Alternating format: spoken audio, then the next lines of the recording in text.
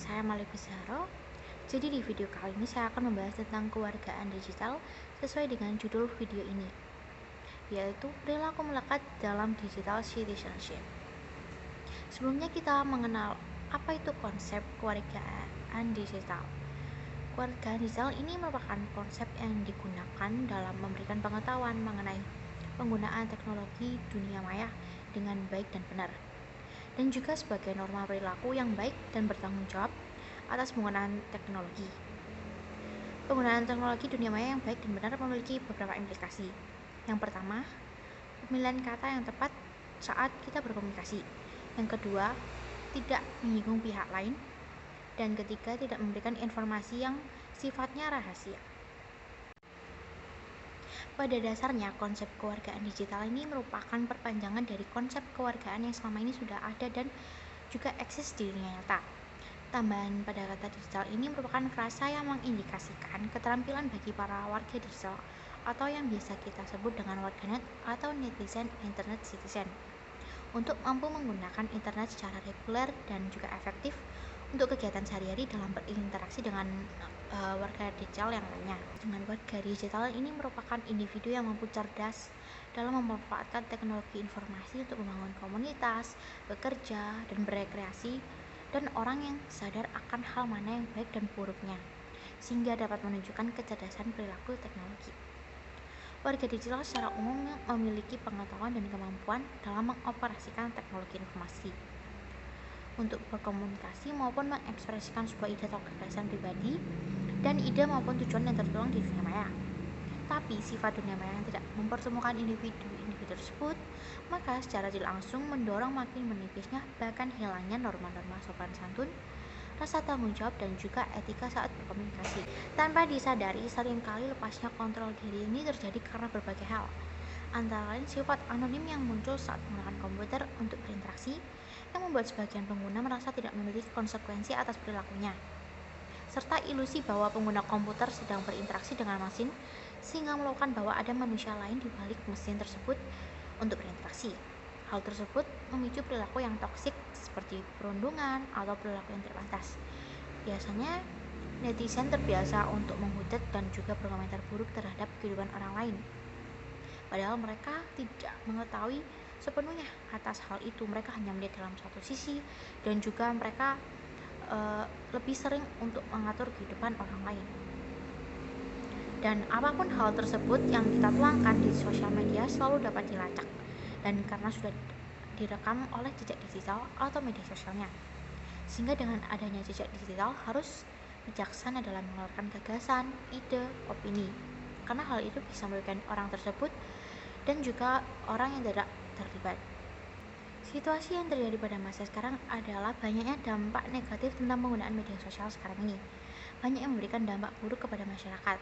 Seperti yang kita ketahui, media sosial sekarang dijadikan untuk menanam kebencian terhadap orang lain dengan menggunakan dan juga mengunggah kata-kata dan gambar yang tidak etis, sehingga terbangun rasa tidak senang dan juga kebencian terhadap seseorang tersebut, terutama mereka yang memiliki posisi yang penting baik dalam pemerintahan maupun lembaga negara, dan juga beberapa influencer.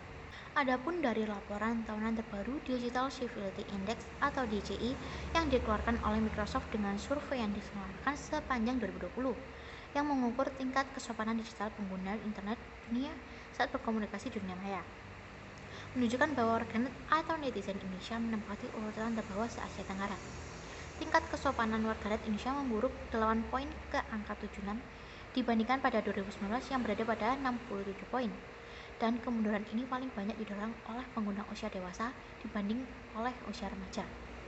Dan risiko terbesar netizen Indonesia adalah hoax dan penipuan yang naik 13%, kemudian ujaran kebencian 5%, namun diskriminasi turun 2%. Kemudian 4 dari 10 responden menilai kesopanan lebih baik selama pandemi.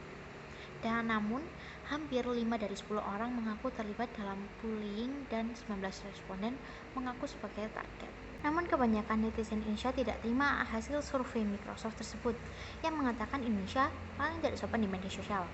Hingga akun Instagram Microsoft pun diserang dan Instagram Microsoft pun menonaktifkan fitur komen. Hal itu dipicu oleh netizen yang memiliki pedoman Pancasila sila ketiga, yaitu Persatuan Indonesia, soal serang menyerang, pasti netizen plus 62 akan bersatu, sehingga mereka bersatu untuk membanjiri komentar di postingan Microsoft. Bisa terlihat bahwa sangat miris sekali netizen Indonesia yang terbukti tidak dapat menerima kenyataan dan tidak dapat bertoleransi. Dan malah seperti yang dikatakan oleh salah satu netizen yang meminta maaf atas perilaku netizen Indonesia. Secara tidak langsung mereka membenarkan survei dari Microsoft, melainkan mereka bukan untuk introspeksi dan juga memperbaiki diri dan perilakunya. Indonesia saat ini telah mengatur Undang-Undang ITE dalam penggunaan teknologi dari tahun 2008 dan 2016, pasal 4, pasal 27 sampai 29, pasal 30 sampai 33. Pasal 4 menyebutkan bahwa tujuannya adalah 1. Memajukan pemikiran dan kemampuan di bidang penggunaan teknologi informasi secara bertanggung jawab, dan yang kedua memberikan rasa keadilan, kepastian hukum bagi pengguna teknologi informasi. Kemudian pasal 27 hingga 29 menyebutkan bahwa melarang tindakan digital yang merugikan orang lain, asusila, berjudi, pencemaran nama baik, pengancaman, sara, dan berita bohong. Kemudian pasal 30 sampai 33 menyebutkan untuk dilarang meretas dan no hacking. Maka sudah sewajibnya sebagai warganet harus bisa menjaga sikap dan etika dalam menyampaikan komentar dan kritik di dunia digital. Meskipun kita memiliki kebebasan untuk bisa mengekspresikan beropini dalam menggunakan sosial media, sehingga diperlukan tanggung jawab yang besar agar pemanfaatannya terarah. Diketahui kekuatan komunikasi dengan perantara komputer dalam mendukung aktivitas kewargaan ini menyimpan bahaya. Jumlah penelitian menunjukkan penggunaan komputer sebagai mediator komunikasi dapat berpotensi memunculkan perilaku negatif yang berkaitan dengan kurangnya kontrol terhadap diri saat berinteraksi dengan perantara komputer jika dibandingkan dengan saat kita berinteraksi secara langsung.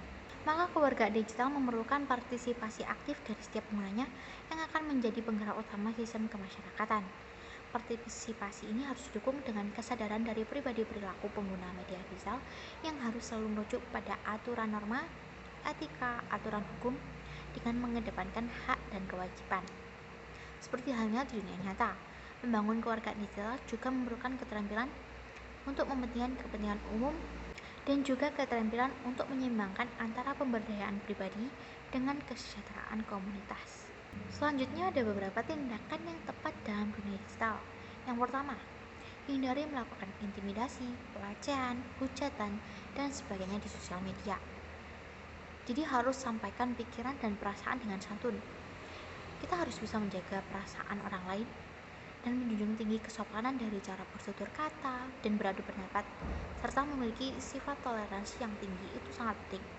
Yang kedua, apabila menerima berita sensasional, harus kembali cek recheck, cari pendapat atau sumber lain yang sangat akurat atau terpercaya, karena saat ini seringkali banyak sumber yang memunculkan banyak hoax. Dan yang ketiga, jangan sampai terkena wabah FOMO, fear of missing out. Jadi lebih baik untuk jadi orang yang kurang update, kudet, daripada ikut-ikutan orang sesat, karena hal tersebut belum benar tapi kita sudah ikut-ikutan itu dan menghujat dan memberi ujaran kebencian, dan alhasilnya kita jadi pengguna media sosial yang buruk. Dan yang terakhir, apabila didebat oleh orang toksik yang emosional, kita harus diamkan saja, karena apabila kita sudah melakukan yang benar, ya sudah, kita sudah melakukan yang benar dan tidak perlu untuk menanggapi orang-orang yang toksik seperti itu. Sehingga jika setiap pengguna media digital bisa mengendalikan dirinya dengan baik, maka akan lahir masyarakat digital yang sangat sehat dan juga produktif. Terima kasih.